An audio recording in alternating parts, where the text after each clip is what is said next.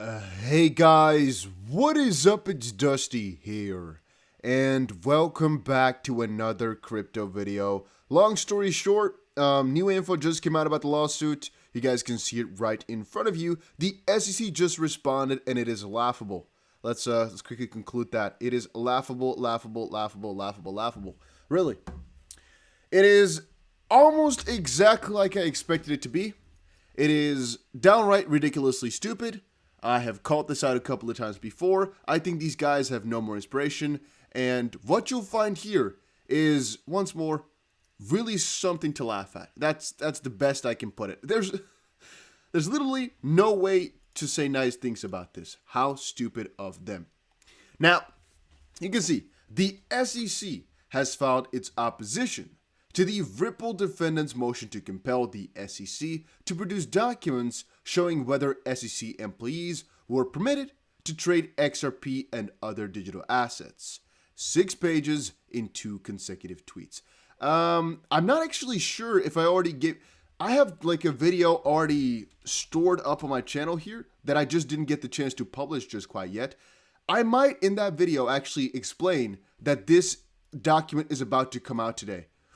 Ooh, I'm not sure if I published it yet or not, because it might be that I didn't get the chance to because there's just breaking news after breaking news after breaking news after breaking news.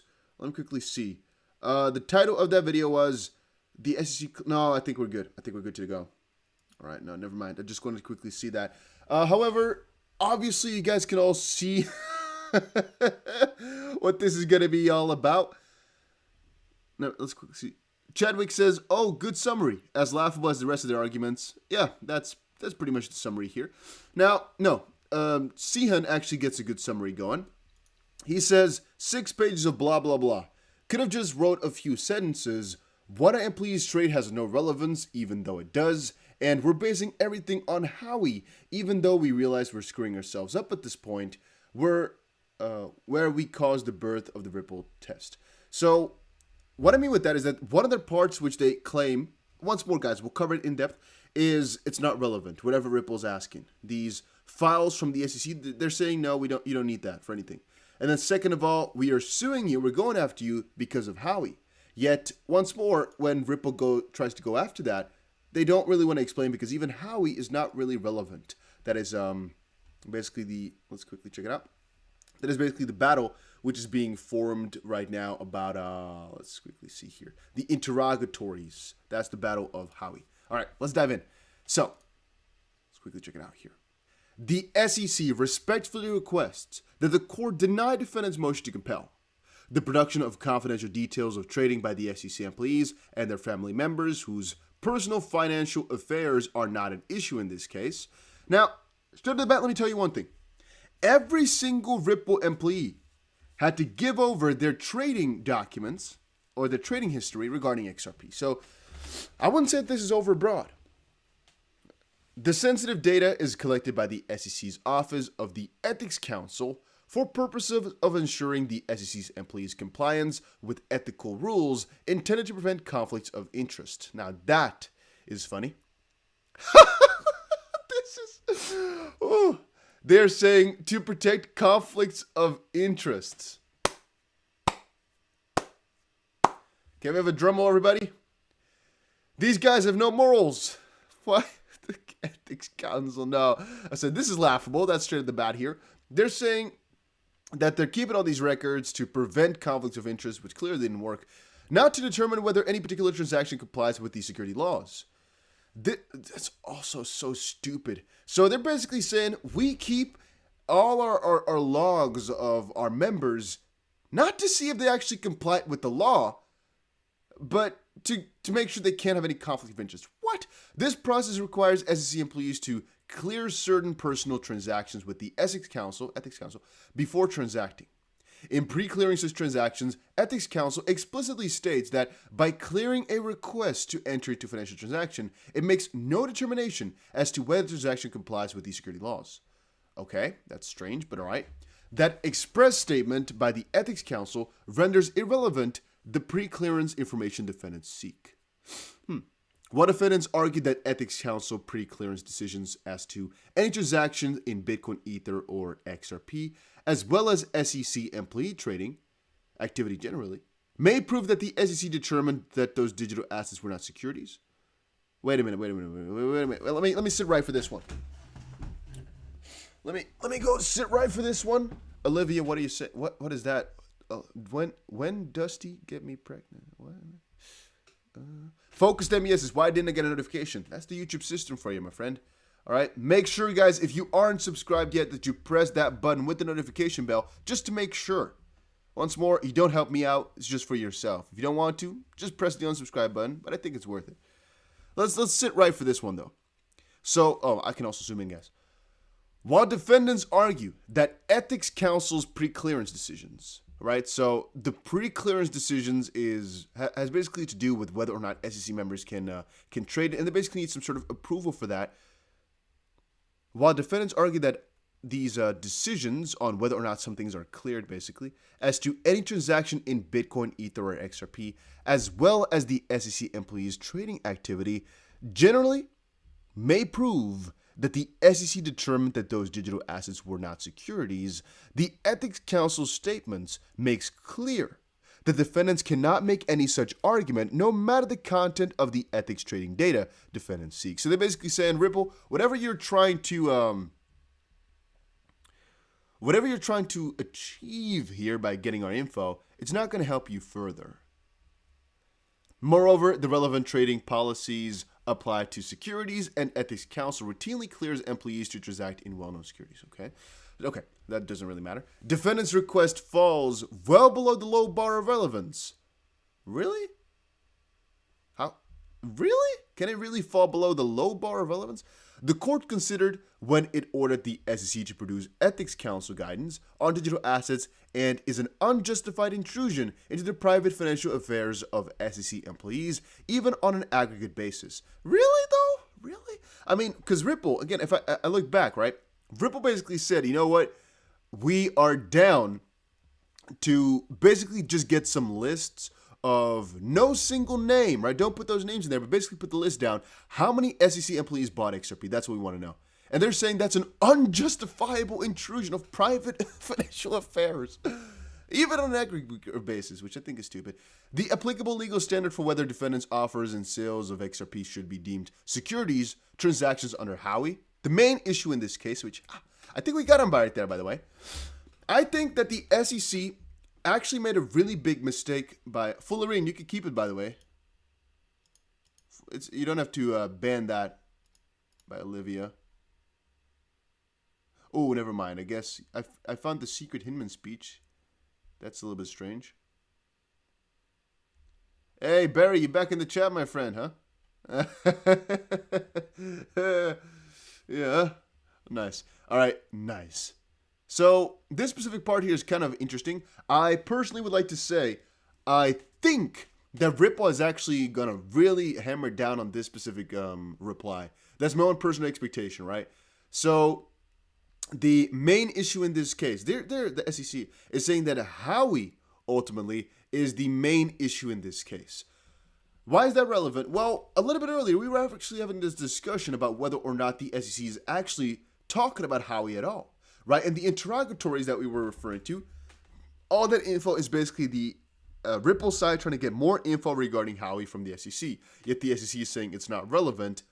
Now, I don't think they can actually kind of claim that irrelevant argument anymore. Plus, together with that fact, obviously, well, if Howey is the main part of this case, depending on what the SEC is going to answer to this question right here, it's going to be really, really relevant and really important. So just quickly understand that and keep that in the back of your head, guys. So it turns on defendant's statements to the market on investors, reasonable expectation. Hey, wait a minute. Let's also dive a little bit deeper into this. This is really important stuff here.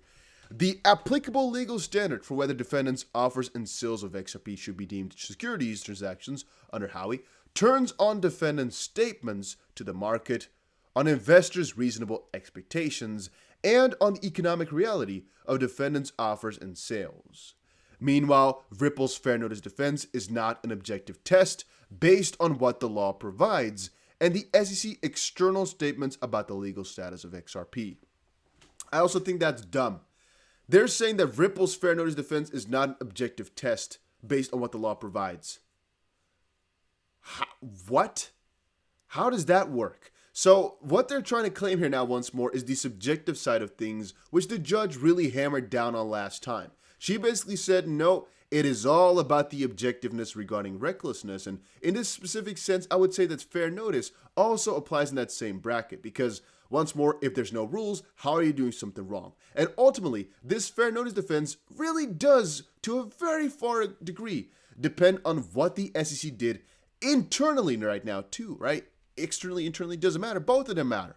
Because if the SEC knew something but they didn't let go, then how could Ripple have known if the SEC didn't warn them for it? And yet, let's say that Ripple did know they were doing something wrong for their own perspective. If it's not provable by the SEC because they didn't have the rules out there, or even themselves they didn't know, then of course that doesn't hold up in court, right? So of course it's relevant. This is dumb.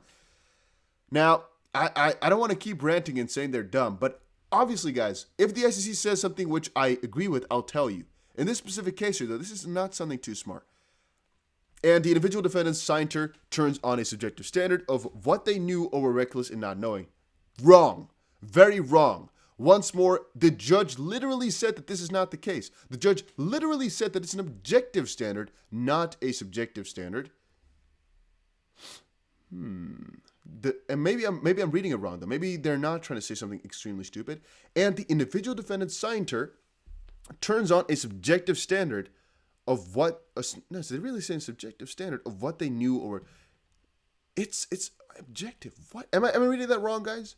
I don't know, because the judge literally said it's as objective as it comes, right? So I don't really get that part. By the way, it's pretty long here, by the way. Oh, stupid as Dusty BC. Why press button sometimes? However, I do think it's worth it because once more, this type of stuff makes my blood boil sometimes, you know? Knowing that our money is being played with in this sense for the most stupid reason ever. D. Pearson also says I'm not reading it wrong. It can't be right. Andrew says, guys, if you're on your mobile and watching live, how can you make the screen less blurry? I've tried moving the resolution, but still the same.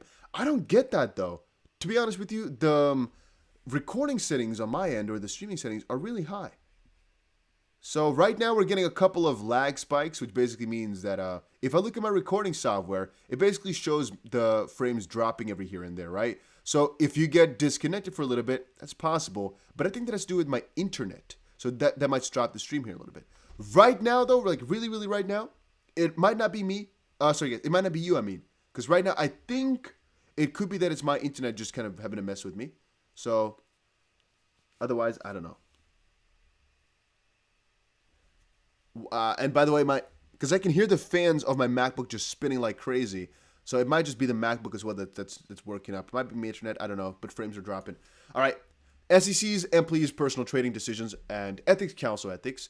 Only plea currents have no relationship to any of these issues. Okay, whatever. Indeed, the court granted the individual defendant's motion to protect their personal financial records after defendants claimed that privacy interests are especially powerful here because the SEC's requests and subpoenas seek such a comprehensive intrusion into their personal financial lives, which is basically saying the SEC in the past tried to go up to the SEC in the past tried to go up to Ripple and say, you know what, Brett Gallagher, Chris Larson, we want to know every single thing that you've bought in the last couple of years. We want to have every single bank statement, which of course the judge said no, because that's weird. They didn't want it for any law purposes. They just wanted to show the public that Ripple's, Brett Gallagher, Chris Larson are buying luxurious stuff. Accordingly, weighing the irrelevance of this info together with the burden of infringing on government employees' privacy interests in the confidential personal financial information, the court should deny. No, I don't think so. I think this is stupid. All right. So on these bases, the SEC's ethics policies on employee trades. This is factual background, and it basically tries to showcase what exactly the ethics policies are and what they store, right? The first part of it already kind of entailed it, but the SEC's subpoena. Oh, wow. Why am I saying subpoena? Sometimes, guys, I really feel as if I can't speak or I can't read or something like that. And wait, actually, one thing. Ray Crypto says, Dusty, what happened to the Goldback Crypto GSX? I think I'll be talking about that pretty shortly here. Because I'm talking about them to go check out the project over in South Africa because I told them, I want to see it, right? And they said, yeah, sure, come over. So I might talk about that pretty soon here once more if I see some stuff, you know what I mean? And Veronica says, how do you receive $36.50 from Bybit just through rewards program? There's a couple ways, all right? And it actually changes every single time. But for right now, there's a deposit bonus worth about $3,000. There's about a couple $100 in the reward center as well. All right, let's see. Chadwick says, real talk, this is lackluster. Just like the other responses. Not all of them, though. Sometimes they have okay responses. Sometimes it's not too bad. Sometimes you can see some logic in what they're saying. But here, no, really not. All right. So, SEC supplemental regulations require employees to confirm before entering into any security or other related financial transaction that the security or related financial transaction is not prohibited or restricted as to them by clearing the transaction in the manner required by the Ethics Council. They also require SEC employees to report and certify all security holdings and to submit duplicate statements for every account containing reportable securities. Both the pre-clearance and reporting requirements apply not only to employees, but also to their spouse and minor children. In addition, Ethics Council maintains a prohibited holdings list of entities whose securities the SEC employees are categorically barred from holding. This list includes entities regulated directly by the SEC, such as broker-dealers or national securities exchanges, which are registered with the SEC. This list has never included Bitcoin, Ether, or XRP, which are not alleged to be those types of entities. Hold up. Wait a minute. Hold up. Wait a minute. Hold up the phone right there. This list includes entities regulated directly by the SEC, such as broker-dealers or national security exchanges, which are registered with the SEC. This list has never included Bitcoin, Ether, or XRP because, well, we don't think they belong in that list. What? So, if XRP turned out to be a security, even then it wouldn't get into this prohibited holdings list. Am I getting that correct? Because it's only supposed to be directly... No, but I would say that securities are also regulated by the SEC, right? Just normal securities, because they're saying entities regulated directly by the SEC. Okay, we might have to check out this, the reference for it, basically. This 5 CFR 4401-102C1 to see the exact definition of what they're trying to say right there, because this is pretty confusing. But I guess if it turns out they're saying something dumb right there, which I kind of think, then Ripple's going to kind of hammer down on that one pretty shortly here, guys. So, I don't know. I think this will be fine, but it's pretty stupid as far as I can see now. Now, Ethics Council also receives a watch list for entities that may fall within supplemental ethic rules. For example, an entity may appear on the watch list when relevant to a pre-investigation matter under inquiry, but would appear on the watch list as and an employee may not be permitted to engage in trading in securities related to that entity when it's under investigation. Bitcoin and Ether never appeared on the watch list, while XRP appeared on the watch list as of April 13, 2018. And this, of course, is what Ripple is hammering down on right now. Why did XRP not get on this watch list until 2018? Now, the SEC's opinion, as you can clearly read here, is that they basically didn't investigate them as of that point, and they started investigating XRP as of April 13th, and so that's also when it was questioned. But I would like to say it from this perspective. If the SEC is now trying to explain that Ripple or any other party should have known before this date that XRP was not tradable, even though even SEC employees were never told this, isn't it kind of dumb? Yeah, my opinion, guys. My opinion. Let me grab some water.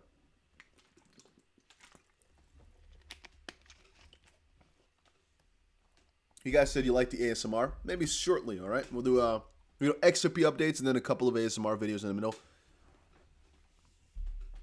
But no, I would say that this is a really big deal. Ethics Council uses the pre-clearing process to prevent conflicts, among other things, in connection with employees holding securities in entities on the prohibited holdings list, and to monitor for employee transactions in terms of the watch list.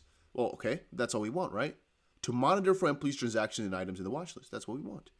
Inclusion on the watch list causes Ethics Council to conduct a case-by-case analysis to determine whether the transaction is prohibited by the ethics regulation, which is literally what we want to see, this part, so I don't really get the problem. On January 16th, Ethics Office, this is 2018, Ethics Office issued a memorandum to all SEC employees titled Ethics Guidance Regarding Digital Assets. Okay, once more, guys, 2018 is when this came in. The January 2018 guidance reminded the SEC employees that the Ethics Council does not make a determination during pre-clearance about whether a trade complies with these security laws. Yet, once more, that's stupid. The memorandum provides, with emphasis in the original, let's see here the next page. Can I see it? Where's the next page? There we go. Quote, employees and members are reminded that the fact that a transaction has been cleared by the personal trading compliance system does not mean that the underlying offer, purchase, or sale is being conducted in accordance with the security laws or that the SEC endorses or sanctions the particular asset. Rather, clearance by the PTCS simply confirms that the transaction is not prohibited by the SEC ethics regulations for the purchase or sale of financial holdings. The guidance then directs employees to the SEC reports and alerts setting forth commission and enforcement actions regarding digital assets, including SEC guidance as to investments into digital assets dating as far back as 2014, which is also not completely true because, this specific part here, right, the SEC guidance as to investments into digital assets, like we've explained before, it's so open. How can I put it in the best way? The way that the SEC has done things throughout this journey here over the last couple of months is like, well, they say something, but they don't back it up. It's like, how can I put that down? You guys saying, what's up, Kryptonite? What did Kryptonite say? He says, what is up, Dusty? XP Army, big up yourselves. This is London calling. Hey, what's up, man? What's up? Oh, Christopher Moore says, give me the TLDR. The SEC just put up a new document. It's pretty stupid. We can't see it otherwise. They're trying to say that whatever they got here is not relevant. And I guess they're just trying to also vouch for themselves here by saying that the SEC's internal docs are not going to show rip anything, which I know they're not going to agree with. There's also relevant prior discovery. In June 2021, the court granted defendants motion to compel the SEC to produce its trading policy regarding digital assets, finding that the information sought meets the low bar for relevance, including potentially with respect to the claims against individual defendants. In response, the SEC produced to defendants, among many other documents, the January 2018 Ethics Office Memorandum. The SEC has also explained to defendants the regulations and pre-clearance procedures described above. Now, this is actually funny because the SEC is now saying that really all the way back in June 2021, the court said that SEC had to give over documents, yet a little bit later, you can see there's another lawsuit about this specific part because, well, they are right now fighting about deliberative process privilege, which basically means even though the SEC knew they were supposed to give all this stuff over, they didn't, but now they're saying, oh, but when you asked us for the documents and the judge said you had to give it over, we gave you all the stuff, right? Also kind of a cheap play. All right, number C. Guys, it's 2 a.m., all right? Okay? All right? Okay? We're good? Because if I'm saying some dumb stuff, that's it. Employee trading activities are presumptively confidential. This is the dumbest one yet, so we're not even going to read that. This is so stupid. They didn't even try. It says right here, right? This is the one that they quote. Covered employees individually report on forms that stated personally and for immediate family members information, including assets held for the investment or production of income worth more than $1,000, certain liabilities that exceed $10,000, certain positions held by employees outside the U.S., government agreements or arrangement for payments. Guys, long story short here, you can't tell me, oh no, the SEC employees trading things are confidential, blah, blah, blah. The question is just, did those guys buy XRP, yes or no? Don't come around with all that BS on the sidelines. Did they trade XRP, yes or no? If the answer is no, you're good to go. If you say yes, let's see it. And again, the further in that question is, well, when exactly did you tell them that they're not allowed to trade it, and how does that work? It's not that difficult. It's not that strange of a question, to be honest with you. So, part 2 is the SEC's employees' pre-clearance requirements are not relevant to any claim or defense and are not proportional to the needs of the case. Dum dum dum dum dum. Dum dum dum dum dum dum dum dum dum dum dum. We keep shouting it out. I don't know exactly. I don't know exactly how they can really write this down with a straight face. I get so tired sometimes. The lack of relevance of the requested discovery in resolving the issue in this case. Guys, the SEC literally a page ago said that the most important issue at hand is Howey. But the whole problem comes in how do you apply Howey, which that Ripple is questioning the SEC about right now as we speak. But also, even if you say that Howey is being applied here, we want some examples of that, which is again is being said. Yet also explain to us, did you actually predict this Howey, yes or no, and when? Because literally the SEC has to show when those individuals could not trade XRP anymore, because that all falls along with this Howey as well. Because if the SEC knew how Howey should have been applied, right? They should have known for XRP in 2013 that it was security. Following Howey, they should have sued them back in 2013, because why didn't they wait then? And they should have also told their employees in 2013, you can't trade this. If they didn't, why not? If they knew following Howey already.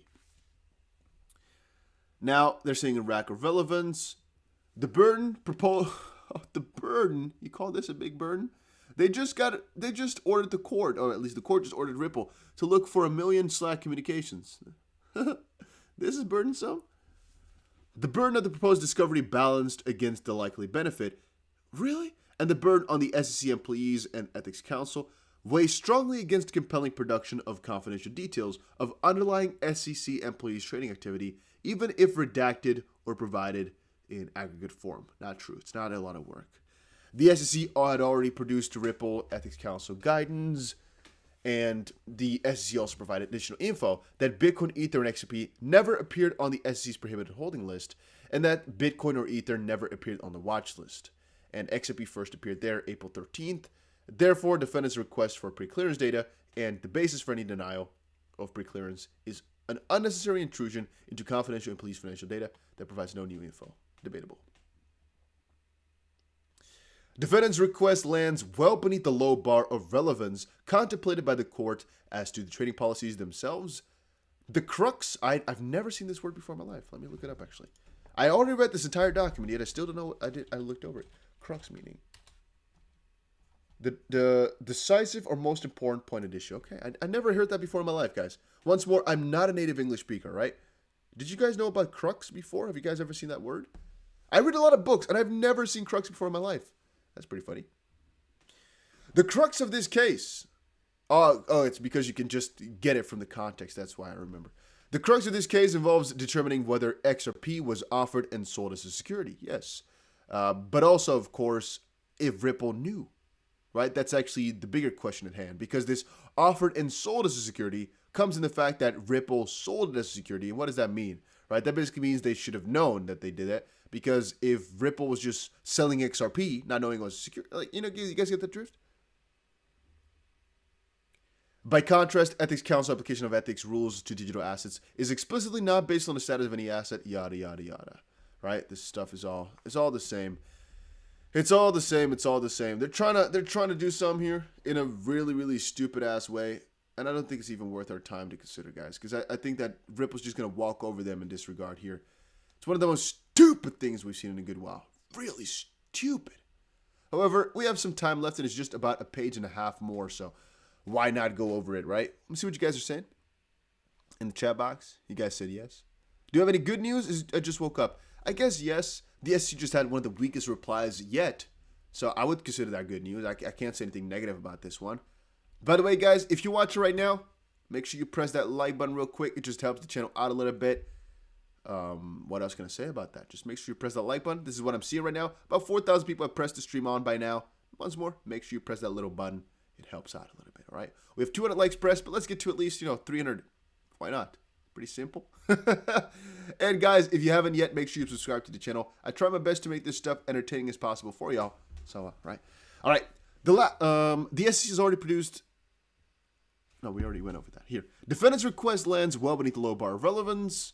By contrast, Ethics Council application of the ethics rules to digital assets explicitly based on the status of an asset or other proposed transactions. Instead, these ethics compliance tools are designed solely to guard against partiality, actual or perceived conflicts of interest, and other ethics issues not at issue here.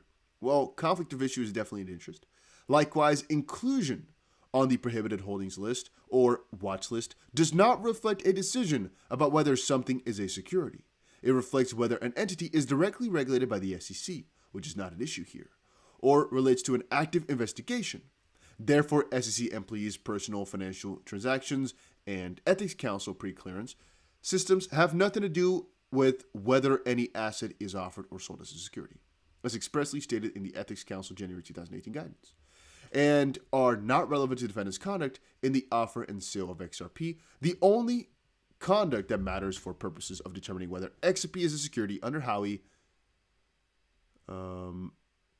a proper discovery should be focused on what defendant did and not why the SEC decided to bring the case. Well, I mean, for fair notice, it does matter why they brought the case right now, though, right? Because if they knew about it for a long time and it didn't say, that's odd. But even if, employees routinely enter trades in both well-known securities and other types of assets for pre-clearance. The personal financial decision of that employee or their spouse had nothing to do with whether XRP is a security. Yeah and no. I mean, if an SEC member can trade XRP, then a person of ordinary intelligence couldn't have known that it was a security either, right? If an SEC member didn't know. So, I mean, whatever they've done is quite relevant if you were to ask me. Now, employee financial trades and ethics counsel pre-clearance determinations are also irrelevant because the Howey analysis, it's fun that they come back on Howey so many times, when, once more, Ripple doesn't even know exactly how to go over Howey, and nor does the SEC because they say it's not relevant. Because the Howey analysis looks at the knowledge and objective intentions and expectations of the parties to the transaction, focusing on the promises and offers made to investors. A key point here being objective intentions. Objective. Exactly what Ripple is questioning in their most recent letter with the interrogatories, basically. What they basically are asking is, once more, objectively, and prove to us that we on paper have done this stuff. Key, right? And that's, again, what the SEC hasn't answered on, and they might not be able to answer, but they have to. The judge is going to order them to answer it. All right. In 8 months and more than half a dozen discovery motions, defendants cannot point to a single case in the 75-plus year history of Howey that even suggests that the SEC's internal dealings, let alone the financial transaction of his employees, have anything to do at all with whether an instrument was offered or sold as an investment. Oh, this still, guys, once more, this is one of the weaker ones. I'm going to put that up honestly here. It's honestly weaker. Similarly, similarly, Ethics Council's employee pre-clearance determinations, which were not available to the individual defendants, can have no bearing on whether either individual defendants acted with scienter because knowledge of the law is not a requirement for aiding and abetting. 50-50. Obviously, they're saying that knowledge of the law is not a requirement. True. You do not need to have knowledge of the law to still aid and abet. That's true. However, it's an objective standard, the judge explained. Why? Well, if defendants were knowledgeably aiding and abetting or disregarding or, recklessness claim. Well, if they're doing that because they knew following the law that it was wrong, well, they're wrong, right? And even if they didn't know, but the law says it's wrong, it's still wrong. Yet, if they thought they were doing something wrong, but there's no law for it, then what are you going to blame them for, right? Because, well, there's no law. So once more, if they didn't know about the law that did exist and they aided and abetted, yeah, it's wrong. 100% agree. But if there's no law for it, then then following what standard are you aiding and abetting? Because how could they have known they were doing something wrong? You might say, yeah, but they thought so. So, I think a lot of things. Doesn't mean I'm right. Now, scienter, which has been defined as intent to deceive, manipulate, or defraud, or at least knowing misconduct, may be shown by a motive and opportunity or by strong circumstantial evidence of conscious misbehavior or recklessness. Once more, we don't even argue about this one because the judge basically gave SEC a little pat on the freaking head. Sit down, sit down. That's basically what they gave to the SEC a couple of days ago during the hearing because they tried to step out of line a little bit too much.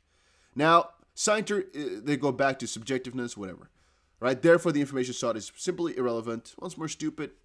The substantial weight of the privacy interest in the SEC employees also outweighs any benefit of disclosure.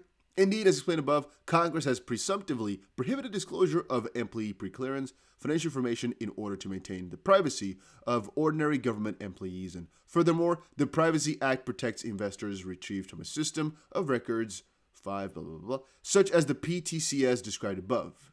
Even if the info is indirectly derived from the system of records, okay, I guess the rest is all not relevant here. No, it isn't. Defendants should not be permitted to engage in a fishing expedition into SEC employees' personal financial transactions, and the court should give substantial weight to those statutory protections and to the underlying policies and then deny the production. Yeah, I mean, definitely differing opinions on that one. And finally, last part here, the burden of production outweighs the benefits. Ordering employees information disclosed for purposes unrelated to the ethics would chill employees' candor in self-reporting and undermine the trust that the Ethics Council will safeguard employees' privacy. Once more, guys, Ripple's not asking for every single one of these employees to show them their entire bank balance sheet. They're just saying, hey, SEC, give us a list of how many employees in total, not the names, just a list of how many people bought XRP. You can't, and even the judge is going to be like, SEC, you serious about this one? You can't tell me that's so much out of line. It's the same thing as the SEC asking Ripple how many employees bought XRPs. That's so strange. No. The SEC literally requested all trading records of XRP or Ripple's employees, more to the detail, right? Ripple's not asking that. They're asking for kind of a aggregate redacted form of just, give us kind of an overview. Like, did 10 people trade it? One person, no persons at all? That's what we want to know. Yet they're saying, privacy. All our employees would get sad about it. They wouldn't go back and report things anymore. Really? Seriously, guys? This is the case even if this information is produced in aggregate form, as defendants seek month-by-month data on transactions, including the basis for the denial of any pre-clearance requests. Such a production would also tax Ethics Council's resources, as it would necessarily require a review of details of an employee's financial dealings and the basis for Ethics Council decisions on transactions up to 9 years ago. For the foregoing reasons, defendant's motion should be denied. Whatever. This is one of the dumbest ones we've seen thus far. I think this is actually extremely weak. I don't think the SEC is going to win on this one, personally, if you were to ask me. I guess this lawyer should be, maybe looked at. Maybe not have him respond to these letters anymore. Because this is just awful. I guess it's because they have no more room to glow. I just kind of said to go. Conclusion for all of you guys just watching now or wanting a conclusion to just quickly sum it all up. It's like we already kind of stated a little bit earlier. Let's quickly see if I can find it right here. So one of the guys here, Sihan, said it already in the most beautiful words. 6 pages of blah, blah, blah. Could have just wrote a few sentences. 1, what our employees trade has no relevance, even though it does. And 2, we're basing everything on Howey, even though we realize we're screwing ourselves up to the point where we caused the birth of the Ripple test. That's basically the TLDR of this one. One of the most stupid ones we've read thus far. It's not going to hold up very far in court if you were to ask me. Then again, not legal advice. I'm a nobody in that sense. I don't know too much about the law, but I do read a lot of these documents and I do try to, self-educate. But yeah, if you were to ask me, this is one of the weakest ones. We've read a lot of these documents, guys. How many documents are we in?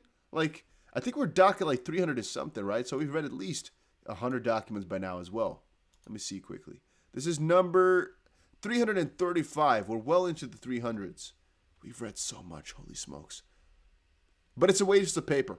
Maybe that's also why, we didn't even get a Dropbox post for this one, because it's so stupid. Oh, that I decided to stay awake for this, huh? For this stupid ass stuff. I'm regretting choices now. I'm regretting some decisions. Yes, I am. I'm also regretting going live for this one, because I should have just made a video. Don't go read it. It's too stupid. I think they've shot themselves in the foot in a couple of parts, though. I'm not exactly sure what to conclude anymore because it took me too long, but a couple of parts were the fact that Howey was addressed so many times in this letter, where, again, when Ripple asked them about Howey, they said it's not relevant. A couple of other parts revolves around the fact that they're trying to claim that that it's over burdensome, something along those lines, which is rather odd too, and the fact that XRP has only been placed on the watch list at some point. They already gave it before, but even now, I don't know. I think they might kind of shoot themselves in the foot with that eventually, but we shall see. We should definitely see.